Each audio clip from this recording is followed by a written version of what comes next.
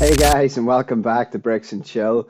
Today we've got one of the smaller builds, but the very exciting build of the Jeep Wrangler. Cannot wait to get going with this one. So let's grab the box and have a little look here at what we've got.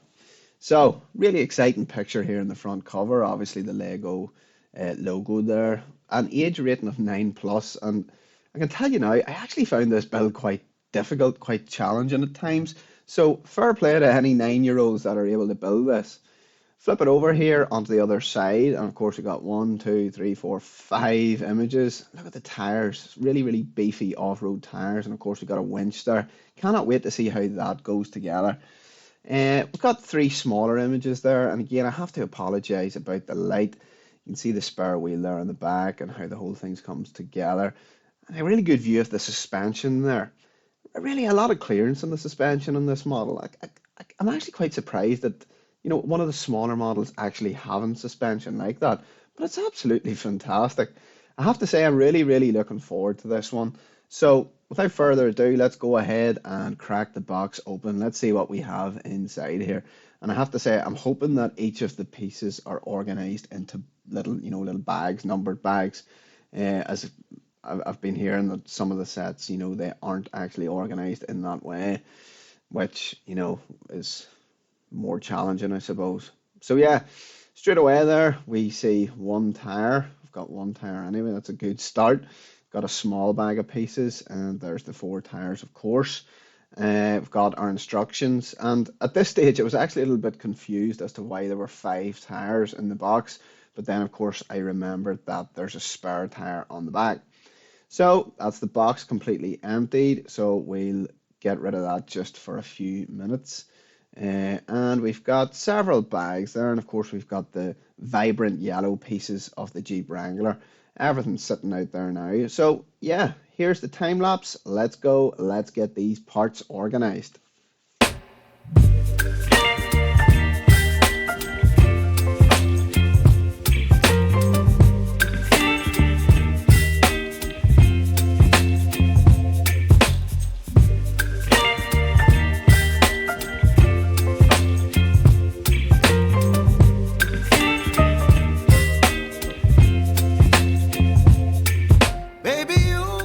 And just like that, we have our parts all organized there. You can see that there's actually not that many, and I was surprised at that. I thought there was going to be a few more.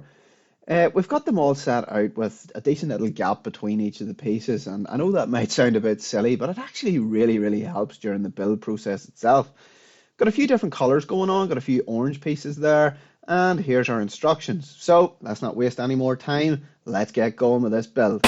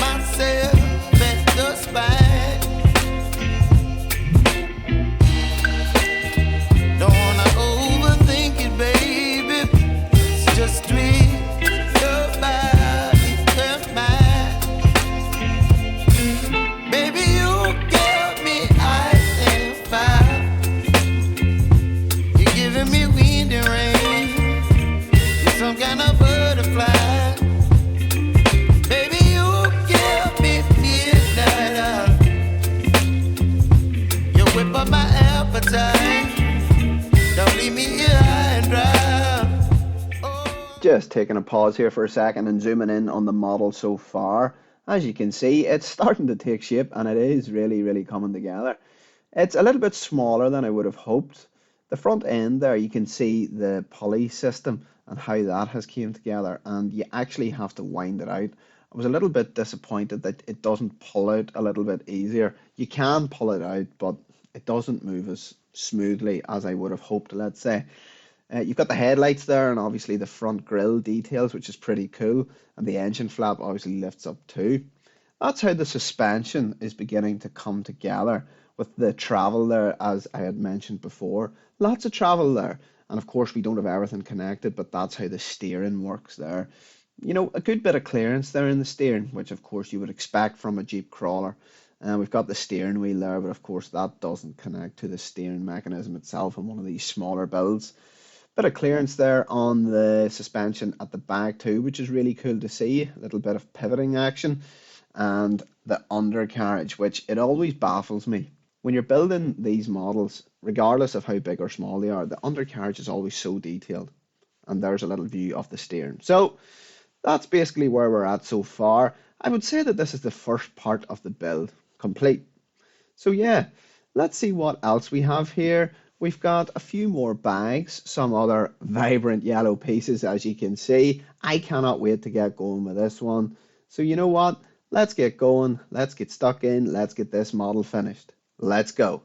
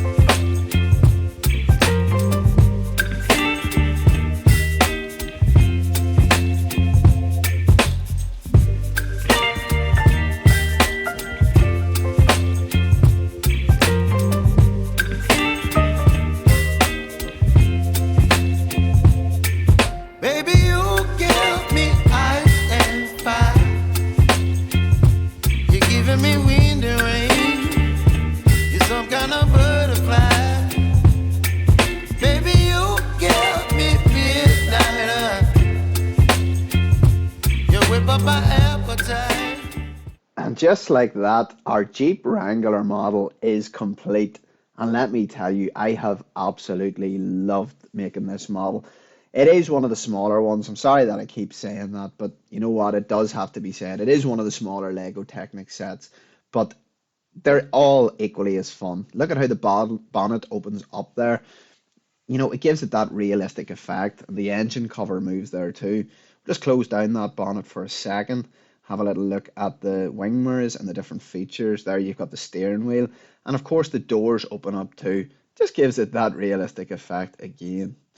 You can see the wheels sticking out there from the arches. You know, it gives it that good wide effect that, you know, the Jeep Wrangler does have. It's a small little Jeep in itself, even in real life. Just giving you a little look at the steering there. Of course, I love doing the 180-degree turn with the steering because obviously these steering mechanisms aren't connected to the steering wheel itself, so it allows you to do that. On some other models that connect to the steering wheel, it's a little bit more difficult to do that, but we can give that a go in future builds. There's the pulley system. Now you can actually pull the little string out itself, but I don't want to put any pressure on the pieces and, you know, risk damaging something, so I just thought I would wind it out like that. Just having a little bit of fun here, just giving a little test to see whether the pulley will actually pull this Lego mug that I have. My trusty old Lego mug. It's usually empty in the videos, as you'll see. I absolutely love coffee, so, you know, it's usually empty. But yeah, just pulling it in here. I really love actually playing with the models too. And yes, I'm a fully grown man, but you know what? If you enjoy playing with them, why not? So yeah, just pulling the mug all the way in here. I just think that's a really cool feature, and many of the cars and the other Lego Technic sets that I have enjoyed building, they don't have that feature. So yeah, why not? So yeah, we'll just wind the pulley all the way back in there, just to give it its authenticity, its authentic look back, and just the way that the, you know, the pulley would actually sit. We've got our spare wheel there, and that'll maybe give you a little bit of a clue into a future steering modification that I may make to this model. I'll not say too much more about that at the minute. Of course, there we've got our clearance, rear and front. And you know what? I love talking about the underside of these models. During the build itself, when everything's coming together and you're enjoying clipping everything together and it's so exciting, you don't really take much time to look at the underside of it. Well, I don't anyway. And you can see the little intricate details there that I've just pointed to. Look at how detailed it is. The amount of time, pieces and energy and effort that has gone into putting this whole thing together. And now that the whole thing is together, you can really begin to appreciate how everything has snapped together, joined in, and it looks amazing. Guys, I hate doing this, but I would absolutely love it if you would consider subscribing to the channel. I'm a new channel. I'm new to this. I'm not very good with YouTube, but I'm really loving it, and I love Lego Technic, so please consider subscribing. Thanks so much, and I'll see you on the next one.